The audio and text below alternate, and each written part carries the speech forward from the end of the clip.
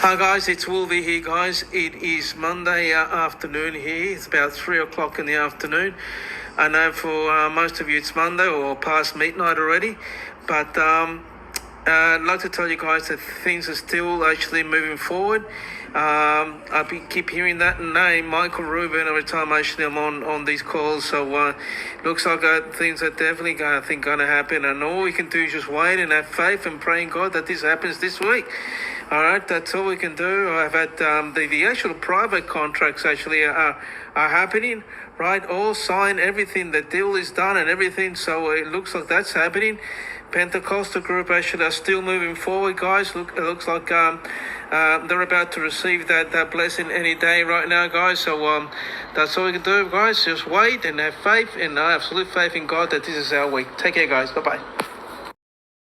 Payments. Tucuman, Argentina receiving payments now. Informant confirms. A report on Nesara Gesara payments in Tucuman, Argentina. Introduction. In recent days, revealing information has emerged about the activation of Nesara Gesara payments in the city of Tucuman, Argentina. According to an anonymous informant with access to internal data, a select group of people has already begun receiving funds under this program, confirming that the implementation process is underway. This report aims to compile and analyze the available information, providing a detailed overview of what is happening in the region. Details on the payments received. 1. First identified beneficiaries. The informant claims that the first payments have been directed to strategically selected individuals, including retirees, low-income workers, and people involved in humanitarian projects. This reinforces the idea that the distribution system follows an orderly and progressive plan. 2. Amounts and transfer methods. Reports indicate bank deposits ranging from 10,000 pesos to $50,000 in the personal accounts of beneficiaries in Tucuman. Some individuals have received official notifications indicating that funds will be made available gradually in the coming months. The use of alternative banking systems and cryptocurrencies has also been mentioned as options to expedite payments. 3. Financial institutions involved. Although no specific names have been revealed, it has been confirmed that several banking entities have received instructions to facilitate these transactions without alerting the general public. This would explain why the money movements have not been widely disclosed. 4. Silence in the media. Despite the magnitude of this event, traditional media have not reported on this process. This reinforces the theory that strict control is still maintained over the dissemination of information, likely to prevent financial chaos or a collapse of the traditional economic system. Testimonials from beneficiaries. Some individuals who have received payments have shared their testimonies confidentially. Their statements include, "I thought this was just a rumor, but when I saw the money in my account, I knew it was real. Now I can pay my debts and help my family. I was contacted by someone who explained that this is just the beginning. More funds are on the way for those who meet the requirements. They told me this is a global program and that soon more people will start receiving their payments." Possible implications of the arrival of these funds in Tucuman could be a sign that Nesara Gesara activation in Argentina is happening faster than expected. This could trigger a series of changes in the local and national economy, including greater financial stability for beneficiaries, transition of the banking system to new payment technologies, reduction of poverty and inequality in communities receiving these funds. Conclusion. The testimony of the informant and the collected data suggest that Nesara Gesara is already in motion in Tucuman, and that this process is being carried out progressively and discreetly. It is expected that in the coming weeks, more people will begin receiving these benefits, and that this program will transform the Argentine and global economy. We will continue to closely monitor new developments and update this report as more evidence and testimonials emerge. The Alliance on Planet Earth. Minister's Advisor for Financial Affairs, Mazhar Mohammed Salih, confirmed today, Sunday, that foreign investment constitutes an important step towards enhancing economic growth in Iraq, and isolates the country from the fluctuations of oil asset cycles and the problems of oil price fluctuations.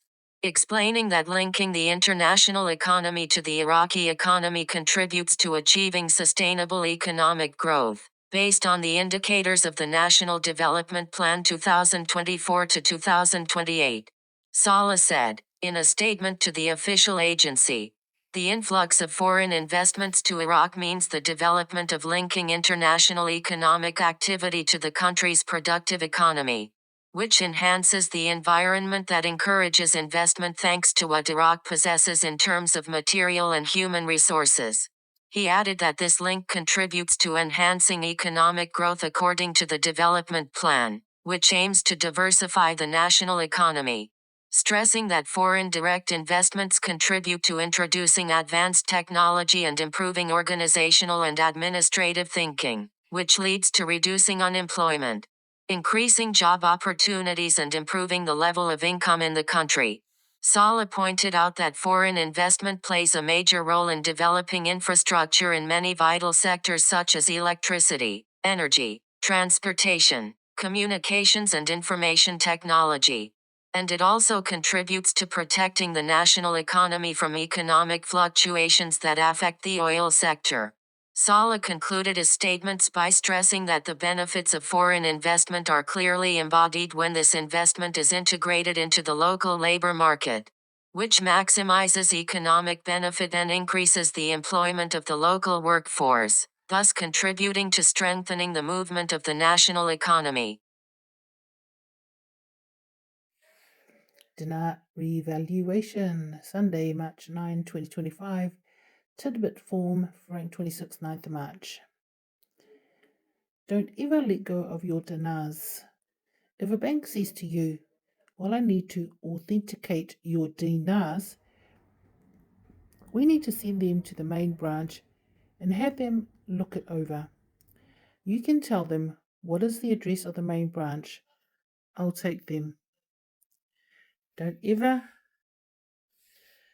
let go. Don't lose sight of your dinar. If we can get Iran to start working with Sudani, you see, it's not that Iran has to do things. Iran doesn't have to do things that Trump wants them to do. Trump doesn't need Iran. What it is Iran has to stop the things that they are doing. That's what Trump wants of Iran. Security and stability is demanded of the monetary reforms. Forwarded from Adam Stevens. Absolutely awesome news from Iraq. Take a look. This is a final component needed to get oil flowing. The time is now to get your paperwork put together for your exchanges. Be ready. Zoom News. At Zoom News KRD, breaking. 2 delegations from the Kurdistan Regional Government's KRG Ministry of Finance have arrived in Baghdad to discuss the disbursement of funds for February salaries of civil servants, security personnel, and pensioners who have received only one payment in the last 3 months. A source familiar with the matter told Zoom News. Forwarded from Breakfast with Tiffany. Folks, despite what you've heard, the Venezuelan bolivar has not revalued. Don't listen to rumors and people trying to shortcut or are gaming the system. Venezuela needs new elections, remove the corruption as well as having the sanctions removed. Iraq goes first. Plain and simple. Just be patient and wait on the Lord. It will all work for our favor. Trust His timing. Jon Dowling. Dinar Revaluation, Saturday, March 8th, 2025. Tidbit from Militiaman, 9th March. Militiaman. Article. The evaluation of the central bank's policy journey for 22 years. They wanted to go do back from 2003 because inflation was so high. It exceeded 35%. Now it's 3% or 5%. Huge difference now. The stability Iraq has proven with their gold, foreign reserves, non-oil income, taxes and tariffs, electronic system, all of that is going to support the value of the new currency. Everything was based off just oil. It's not going to be that way anymore. The real effective exchange rate is going to be based off real analysis in real time. international standard rules just like Iraq has done in the past, long time ago. Majid posted on X, 6:07 p.m, March 9th, 2025. Alert. The RV is happening. Iraq has sufficient foreign reserves to meet all official foreign currency requests, which enhances confidence in the national currency. They're telling you they are going to RV now. This is updated in the foreign currency sales section. LFGGG. The Central Bank of Iraq clarifies the mechanism of publishing data on the sale and purchase of foreign currencies from the daily bulletin to the monthly report, which will include total strengthening of bank balances abroad, settlements of electronic payments abroad, cash sale. The bank confirms that this decision came in conjunction with the transition from the mechanisms of the electronic platform to the mechanisms of enhancing the balance of Iraqi banks authorized by the correspondent banks, and that the strengthening process for banks does not reflect the daily sales of bank customers until the operations are actually achieved. It draws attention to the fact that the Central Bank of Iraq has sufficient foreign reserves to meet all official foreign currency requests, which enhances confidence in the national currency, noting that the report to be published next month will include details of external transfers in terms of amounts, the most prominent imported goods and materials, the most prominent countries from which the import was made. Central Bank of Iraq, March 5th, 2025. We'll see it until it happens, because how many times have they said they're going to do something? Yes, Sudani said that everything. Yes, Sudani had said that they were going to revalue at the end of 2024. Big fat nothing burger. And then. Well, we can only hope that you are correct, Majid. The RV is happening. Until it has the words, we are RVing today. Then I might believe. This is really funny. But it's not funny. Forwarded from Follow the White Rabbit. Executive order turns out his wife is involved in receiving aid. Non-elected judge attempting to block Trump's executive order is laundering money back to himself through his wife. Greedy MFs. The wife of one of the so-called activist judges who is blocking President Donald Trump's executive orders, Judge John Bates, is married to the founder of a USAID-funded NGO. Carol Reese, who is also a Democrat attorney, started the NGO, the wife of one of the so-called activists. Guilty. Guilty. Swisher, 1776, post on X. At 2:01 p.m. March 7, 2025. Alert.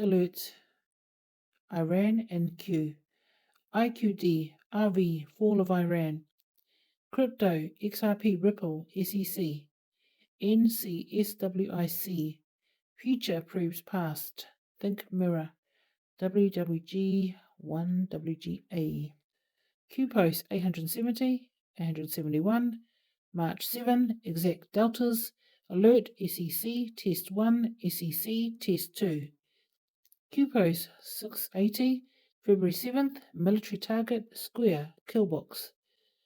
Q post 3002, March 7, exact delta picture taken at Naqsh-e-Jahan Square. Where the hell is that? Iraq? Just guessing. Alert, the square is depicted on the reverse of the Iranian 20,000 Rials bank note. 3. Stores are owned by Trust of Ostandari Isfahan. Alert. Persian. Translation. Image of the World Square, also known as the Shah Square, prior to 1979, is a square situated at the center of Isfahan, Iran. Iran. Constructed between 1598 and 1629, it is now an important historical site and one of UNSCO's ESCO's World Heritage Sites. UNESCO is a specialized agency of the United Nations. World Heritage Sites are landmarks and areas with legal protection under an international treaty administered by the UNESCO for having cultural, historical, or scientific significance. The sites are judged to contain cultural and natural heritage around the world, considered to be of understanding value to humanity. There's the Q post. Q post 680, February 7th, Killbox. Q post 3002, March 7th, 2019. Message: we stand together in this fight. WWG 1WGA Q. Q post 3000, March 7, 2019. Keep the calendar up to date. Patriot. Check off and log. Future proves past. Q.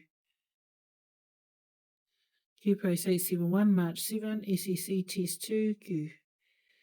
Q post 870, March 7, SEC Test 1. Patriot Thor. I don't think anyone wants to see the good people of Iran fall. Swisher. Of course not. Anne-Marie F. Alert. Let's go Iraq. Washington, D.C., United States, Kurdistan 24, State Department spokesperson Tammy Bruce explained to journalists on Thursday that the U.S. was reviewing all waivers that it has issued regarding sanctions on Iran. Her statement was triggered by a reporter's question during the press briefing about a waiver that has long been regularly issued to Iraq to import Iranian electricity and natural gas.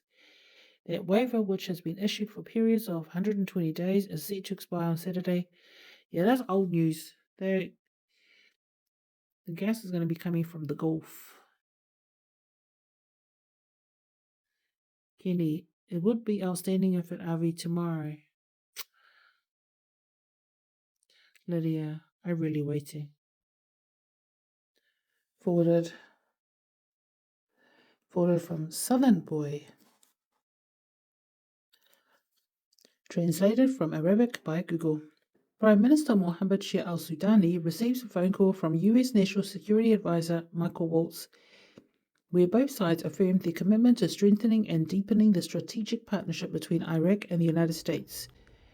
Discussions focus on enhancing bilateral cooperation in the economic and security fields, with the Prime Minister affirming Iraq's commitment to expanding economic relations with the United States, encouraging American companies to invest in the growing Iraqi market, and reviewing the important reforms and initiatives implemented by his government to create a more stable, transparent, and attractive environment for investors. Regarding the security file, National Security Advisor Waltz affirmed the United States' firm commitment to the security and stability of Iraq in the face of regional and international challenges. The two sides also stressed the importance of continuing cooperation to ensure Iraq's sovereignty and stability in the long term, especially in the light of the turbulent conditions in the region. Mr. Waltz added that ending the exemption for electricity supplied from Iran is linked to the maximum pressure policy, which confirms the importance of bilateral coordination to avoid any potential negative effects on Iraq's stability. The call reaffirmed the strong partnership between Iraq and the United States, with both sides expressing their shared vision for a secure, prosperous, and sovereign Iraq. For his part, the U.S. National Security Advisor encouraged the Prime Minister to rely more on American companies and to work to solve the problems and remove the obstacles facing those companies operating in Iraq, including the Kurdistan region of Iraq, to encourage them to work and invest in Iraq. The two sides also stressed the importance of joint efforts to build a strong Iraq capable of relying on itself. The discussions also included addressing issues and the role of American companies operating in this field. In this context, the United States renewed its commitment to supporting Iraq's energy independence and expressed its readiness to cooperate in accelerating the achievement of this goal. Regarding the security file, National Security Advisor Waltz affirmed the United States' firm commitment to the security and stability of Iraq in the face of regional and international challenges. The two sides also stressed the importance of continuing cooperation to ensure Iraq's sovereignty and stability in the long term, especially something, can't see it, confirms the importance of bilateral coordination to avoid any potential negative effects on Iraq's stability. The call reaffirmed the strong partnership between Iraq and the United States, with both sides expressing their shared vision for a secure, prosperous, and sovereign Iraq. Yeshua said, "Blessed are those who are alone and chosen, for you will find the kingdom, for you have come from it, and you will return there again." The Gospel of Thomas.